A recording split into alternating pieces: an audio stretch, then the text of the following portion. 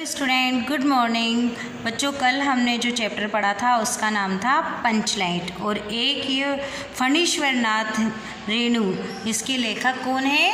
फणीश्वर नाथ रेणु। ये इनकी आंचलिक कहानी है और ये बहुत प्रसिद्ध कहानी है। हमने कल इसको पढ़ा, आपने पढ़ा होगा पेज नंबर 53 पर कि इसमें दो तरह की टोलियाँ रहती है कि एक तो महतो टोली और एक ब्राह्मण टोली। महतो टोली के आदमी और ब्राह्मण टोली के आदमी हमेशा एक दूसरे को क्या करते हैं? ताना मारते रहते हैं। और अगर एक टोली में कुछ सामान आया जैसे जाजम, सतरंजी, पेट्रोमैक्स, तो दूसरी टोली भी लाती है।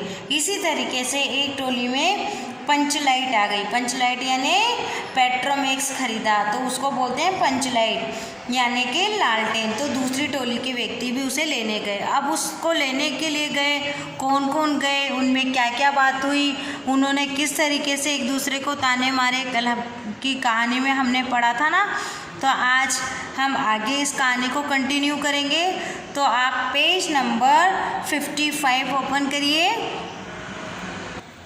बच्चों, जब ये पंचलेट मार्केट से लाते हैं, मतलब कि बाज़ार से लाते हैं, तो इसमें सरदार और दीवान अपनी अपनी तारीफ़ों के पुल बांधते हुए गांव के जो सीधे साधे व्यक्ति रहते हैं उनके सामने अपनी अपनी प्रशंसा करते हैं। आपने देखा होगा गांव में छोटे छोटे गांव रहते हैं तो वहाँ पर कुछ ही संख्या में लोग रहते हैं और वह अलग अलग टीलों में बटे हुए रहते हैं। तो जो पढ़े लिखे नहीं रहते हैं उनके सामने जो कुछ भी व्यक्ति थोड़ा पढ़ा लिखा रहता है या बाहर रहने लग जाता है तो वो क्या करता है? उनको सीधे साधे भोले भाले व्यक्तियों को अपनी बातों में उलझाते हैं। ये हम कहानी पढ़ रहे थे। अब जब पंचलेट आ चुका है, इन सब ने क्या तैयारी करी है? कीर्तन की तैयारी करी है। और कीर्तन में भी बताया गया है कि अगर किसी ने आड़ी टेढ़ी कोई बात करी तो उसे क्या कर दिया जाएगा? बाहर निकाल दिया जाएगा। इस चैप्टर में थोड़े शब्दार्थ भी आपको देखने पड़ेंगे बच्चों, क्योंकि इसमें जो लैंग्वेज है वो अलग तरीके की लैंग्वेज है। अब हम लैंग्वेज से मतलब हिंदी तो है पर थोड़ी जो भाषा है वो गांव से लिए गए शब्द यूज़ किए गए हैं। अब हम पढ़ते हैं पेज नंबर 55 पर। यस, ये बात पहले किसी के दिमाग में नहीं आई थी। गांव वालों ने आज तक कोई ऐसी चीज़ नहीं खरीदी जिससे जलाने बुझाने का झंझट हो। कहावत है, भाई रे गाँवनू तो दूहे कौन। क्या बताया उसमें कि ये बात पहले किसी के दिमाग में ही नहीं आई कि गांव वालों ने आज तक कोई ऐसी चीज़ ही नहीं देखी जिसमें जलाने और बुझाने का झंझट न हो। लालटेन में क्या होता है बच्चों? अगर आपको उसकी रोशनी तेज करनी हो तो उसको बत्ती को आगे बढ़ा दिया जाता है और कम करनी हो तो उसको कम कर दिया जाता है, यानी कि उसमें थोड़ी रोशनी कम हो जाएगी। तो इस पे उन्होंने क्या कहावत कही है? भाई रे गाँवनू तो दूहे कौन, यानी कि अगर गाय लो तो दूहे कौन, यानी दोहे यानी दूध निकालना, उससे कहते हैं दूहे कौन। लो मजा अब इस कल पुर्जे वाली चीज़ को कौन बाले। बाले मतलब जलाए। अब वो कह रहे हैं उन्होंने ले तो लिया पर उसको जलाना किसी को भी नहीं आ रहा। यह बात नहीं कि गांव भर में पंचलेट बालने वाला नहीं, बालने वाला यानी जलाने वाला। मैंने बताया था ना बच्चों, ऐसे कुछ शब्द आएंगे जिसमें क्या है कि वो बिल्कुल गांव से जो शब्द यूज किए जाते हैं वो वाले शब्द हैं। बालना यानी जलाना। ये बात नहीं है कि गांव भर में पंचलेट बालने वाला नहीं, हर एक पंचायत में पंचलेट है। हर एक यानी प्रत्येक पंचायत में पंचलेट है, उसके जलाने वाले जानकार हैं। लेकिन सवाल है कि पहली बार नेम टेप करने के शुभ लाभ करके दूसरी पंचायत के आदमी की मदद से पंचलेट जलेगा। अब पंचलेट तो ले आएंगे पर ये सोच रहे कि जलाएगा कौन, और जलाने वाले तो बहुत सारे हैं, पर क्या हम हमारे दूसरे टोले के व्यक्ति को बुलाएं जिसमें हमारा शुभ काम है, अच्छा इसमें नाम वगैरह कराएंगे इसका, और फिर भी हम दूसरे को बुलाएंगे। बात बात में दूसरे टोले के लोग कूट करेंगे, यानी कि अगर हमने उनको बुला लिया तो वो क्या करेंगे? बात बात में हमें ताना मारेंगे। तुम लोगों का पंचलेट पहली बार दूसरे के हाथ से, और क्या कहेंगे, अरे वाह तुम्हारा पंचलेट है और वह भी जला किसके, दूसरों के हाथ से। न न न, पंचायत की इज्जत का सवाल है, दूसरे टोले के लोगों से मत कहिए। और क्या कहते हैं वो कि हमारी इज्जत का सवाल है, हम तो दूसरे टोलों के लोगों से ये पंचलेट नहीं जलाएंगे। बच्चों यहाँ पर जो व्यक्ति हैं ये गांव के, ये भोले भाले व्यक्ति हैं, पर फिर भी इनमें क्या है, एक खेकड़ी है, अकड़ है। अलग अलग टोले में जैसे लड़ाई होती है ना, तो उस तरीके से इनमें भी ये अनबनी चल रही है। एक चारों ओर उदासी छा गई, सबके किराए पर पानी फिर रहा था। पंचों के चेहरे उतर गए। क्या हुआ था, अब जब उनको कोई जलाने वाला ही नहीं था तो चारों तरफ उदासी छा गई और उनके चेहरे पर पानी फिर गया कि इसे कौन जलाएगा। तो क्या होता है, एक नौजवान ने आकर सूचना दी, राजपूत टोली के लोग हंसते हंसते पागल हो रहे हैं। कहते हैं कान पकड़कर पंचलेट के सामने 5 बार उठक बैठक करो, तुरंत जलने लगेगा। और वो किस टाइप की बातें करने लगे कि एक नौजवान ने आकर सूचना दी। वहाँ पर जब भी क्या होता है, एक नौजवान आता है और वो कहता है कि राजपूत टोली के लोग हंसते हंसते कहते हैं कि इसके सामने कान पकड़कर 5 बार उठक बैठक लगाओ तो ये अपने आप जलने लगेगा। पंचों ने सुनकर मन ही मन कहा, भगवान ने हंसने का मौका दिया है, हंसेंगे नहीं। क्या कहा कि हमें हंसने का मौका दिया है, हम हंसेंगे नहीं। गुलरी काकी की बेटी मुनरी, अब गुलरी काकी कौन थी, जो गीत गाती थी, वो उसकी बेटी का नाम क्या था, मुनरी, के मुंह में बार बार एक बात आकर मन में लौट जाती। अब वो बच्चों मन में कुछ सोच रही थी, कुछ बोलना चाह रही थी, पर वो क्या होता था, थोड़ी सी देर बाद वापस से रुक जाती, कुछ कहती नहीं।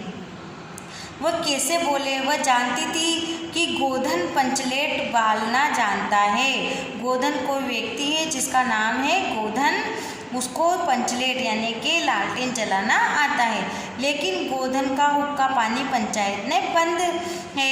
अब गोधन जो व्यक्ति था वो उसका हुक्का पानी पंचायत ने बंद कर रखा था। हुक्का पानी बंद करने का मतलब होता है, पंचों द्वारा ऐसा निर्णय लिया जाता है कि उस व्यक्ति को गांव से बाहर कर दिया जाता है, और जो राशन पानी रहता है यानी कि खाने पीने की जो वस्तु रहती है उसे गांव से नहीं मिलती, उसे कहते हैं गांव से हुक्का पानी बंद करना। मुनरी उसका नाम कैसे ले, अब मुनरी उसका नाम कैसे लेती है, वो जानती तो है कि वो जला देगा। मुनरी ने चालाकी से अपनी सहेली कनेली के कान में बात डाली। अब मुनरी ने क्या करा, अपनी फ्रेंड है कनेली, उसको ये बात बता डाली। कनेली मुस्कुराकर रह गई, और कनेली ने क्या करा, मुस्कुराहट दी और रह गई। गोधन जानता है पंचलेट बालना, कनेली बोली। क्या बोली कनेली कि पंचलेट बालना मतलब जलाना गोधन जानता है। कनेली बोली, कौन गोधन जानता है बालना, लेकिन तो वो बोले कि कौन गोधना, उसका नाम क्या था बच्चों, गोधना, तो कौन गोधना जानता है बालना। वो वापस से क्वेश्चन होता है कि ये कौन पंचलेट बालना मतलब जलाना जानता है। सरदार ने दीवान की ओर देखा और दीवान ने पंचों की ओर। अब जैसे ही वो बोली ना कि गोधना जानता है, कौन बोली, कनेली बोली कि गोधना जानता है लालटेन मतलब पंचलेट बालना, तो आपस में सब देखने लगे। सरदार ने दीवान की ओर देखा, दीवान ने पंचों की ओर। पंचों ने एकदम होकर एक मत होकर हुक्का पानी बंद किया था। एक मत होकर यानी उनकी एक राय थी जब उन्होंने उसका हुक्का पानी बंद किया था। सलीमा का गीत गाकर आँख का इशारा मारने वाला गोधन से गांव भर के लोग नाराज थे।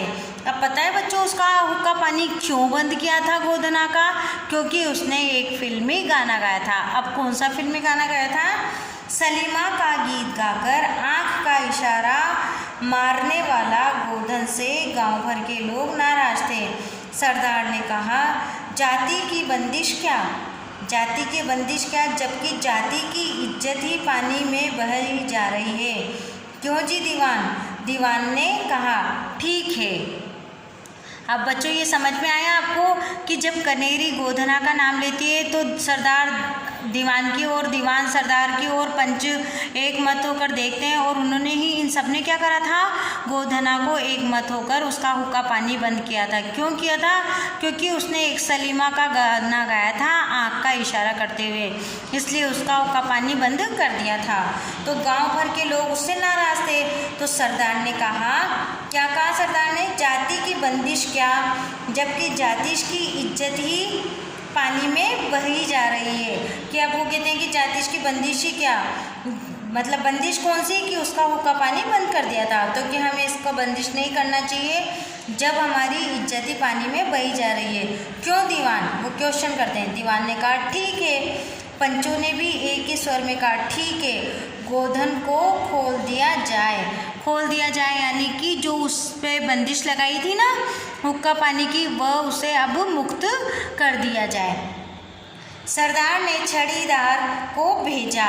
छड़ीदार वापस आकर बोला, गोधन आने को राजी नहीं हो रहा है। जब ये सब बात हुई, उन्होंने सोचा कि गोधन को तो हमने पंचों ने सबने मिलकर क्या दे रखी है, हुक्का पानी बंद कर रखा है, पर जब हमारी इज्जत नहीं रहेगी पूरे टीले की तो फिर ये बंदिश क्या। तो उन्होंने ये डिसीजन करके उसको बुलाने के लिए भेजा, पर जब वो उसको बुलाते हैं तो गोधन आने से मना कर देता है। कहता है पंचों का क्या भरोसा, कोई कल कब्जा बिगड़ गया तो मुझे दंड जुर्माना भरना पड़ेगा। और वो कहता है कि ये जो पंचायत है उसका क्या भरोसा, अगर वो कोई जलाने के लिए अगर मैं काम करूं और उसका कोई कब्जा यानी कि कुछ सामान बिगड़ गया तो मुझे भी वापस से जुर्माना भरना पड़ेगा। ये कौन कहता है? गोधन। छड़ीदार ने रोनी सूरत बनाकर कहा, किसी तरह गोधन को राजी करवाएं, नहीं तो कल से गांव में मुंह दिखाना मुश्किल हो जाएगा। गुलरी काकी बोली, जरा मैं देखूं कह के। तो उन्होंने कहा अगर गोधन नहीं आया तो क्या होगा, हमारी नाक तो कट जाएगी और हमारे को मुंह दिखाने के लायक भी हम नहीं रहेंगे। तो जो गुलरी काकी रहती है वो कहती है कि मैं जरा कह के देखती हूँ। गुलरी काकी उठकर गोधन के झोंपड़े की ओर गई और गुलरी काकी ने क्या करा, वह उस गोधन के झोंपड़े की ओर गई, गोधन को मना लाई। सभी के चेहरे पर नई आशा की रोशनी चमकी। गोधन चुपचाप पंचलेट में तेल भरने लगा और फिर गोधन क्या करने लगा, जैसे ही आया उसने क्या करा, तेल भरना शुरू किया। कीर्तन मंडली का भूलगेन मूर्छल के बालों को संवारने लगा और जो कीर्तन मंडली रहती ना, वो क्या करने लगी, भूलगेन मूर्छल के बालों को संवारने लगी। गोधन ने पूछा, अब उसने गोधन ने क्या पूछा बच्चों, गोधन ने पूछा स्पिरिट कहाँ है। स्प्रीड होती है ना, उसके लिए पूछा उसने कि इसमें स्प्रीड कहाँ है, इसको स्प्रीड कहाँ है, बिना स्प्रीड के कैसे चलेगा। क्या मांगता है वो, स्पिरिट। वहाँ की जो लैंग्वेज है उसमें स्प्रीड ही बोला गया है। अब दूसरा बखेड़ा खड़ा हुआ, लेकिन गोधन बड़ा होशियार लड़का है, बिना स्प्रीड के ही पंचलेट जलाएगा। थोड़ा गरी का तेल ला दो। गरी का तेल मंगाया उसने। मुंडरी दौड़कर गई और गरी का तेल ले आए। गोधन पंचलेट में पंप देने लगा, पंप देने यानी हवा देने लगा। पंचलेट की रेशमी थैली में धीरे धीरे रोशनी आने लगी। गोधन कभी मुंह से फूंकता, कभी पंचलेट की चाबी घुमाता। थोड़ी देर बाद पंचलेट से सनसनाहट की आवाज़ निकलने लगी और रोशनी बढ़ती चली गई। और वो पंचलेट में इसमें बताया गया है बच्चों कि पंचलेट की थैली, उसमें थैली नहीं होती, एक ग्लास होता है यानी कांच होता है, जिसमें से क्या होती है, रोशनी बाहर आती है। लोगों के मन का मेल दूर हो गया और गोधन बड़ा काबिल लड़का है। और अब गोधन के बारे में सबकी क्या सोच हो गई कि गोधन तो बहुत अच्छा लड़का है और बहुत काबिल लड़का है। अथ पंचलाइट की रोशनी ने सारी टोली जगमगा उठी और जब पंचलाइट जल गई तो क्या हुआ बच्चों, सारी टोली जगमगा उठी। खुशी से भी वह सब खुश हुए। तो कीर्तनिया लोगों ने एक स्वर में महावीर स्वामी की जय के साथ कीर्तन शुरू किया। कीर्तनिया लोग यानी जो कीर्तन करने वाले लोग थे उन्हें कहा है कीर्तनिया लोग। उन्होंने सबने क्या करा, स्वामी महावीर स्वामी की जय बोलकर कीर्तन शुरू कर दिया। गोधन ने सबका दिल जीत लिया। सरदार ने गोधन को बहुत प्यार से बुलाकर कहा, तुमने जाति की इज्जत रखी है। और क्या कहा उन्होंने कि तुमने जाति की इज्जत रखी है, तुम्हारा साथ खून माफ, और तुम्हारे तो इतनी अच्छी इज्जत रखी तुमने कि तुम्हारे तो साथ खून भी माफ है। खूब गाओ सलीमा का गाना। और हंसते हुए क्या बोला कि जाओ तुम खूब सलीमा का गाना गाओ। सलीमा यानी सनीमा, और यहाँ पर सलीमा बताया है यानी फिल्म का गाना। सरदार ने गोधन को बहुत प्यार से बुलाकर कहा, तुमने जाति की इज्जत रखी है, तुम्हारा साथ खून माफ, खूब गाओ सलीमा का गाना। गुलरी काकी बोली, आज रात मेरे घर में खाना गोधन। कीर्तनिया लोगों ने कीर्तन समाप्त कर जय ध्वनि की जय हो। पंचलेट की रोशनी में पेड़ पौधों का पत्ता पत्ता पुलकित हो रहा था। अब कैसा वातावरण था? कीर्तनिया लोगों ने कीर्तन समाप्त कर जय ध्वनि की जय हो, और इस तरीके से जय बोल रहे थे। पंचलेट की रोशनी में, जो पंचलेट यानी लालटेन की रोशनी थी, उसमें पेड़ पौधों का पत्ता पत्ता पुलकित हो रहा था यानी कि चमक रहा था। तो ये है बच्चों पंचलेट की कहानी, और इसमें एक गांव का वर्णन किया है। इसमें गांव की टोली के बारे में बताया है, वहाँ के लोगों के विचार बताए हैं। तो आप इस चैप्टर को ज़रूर पढ़ेंगे, एक बार नहीं दो बार इस चैप्टर की रीडिंग लगाएंगे, और कल हम इसके शब्दार्थ और अभ्यास कार्य करेंगे। Thank you.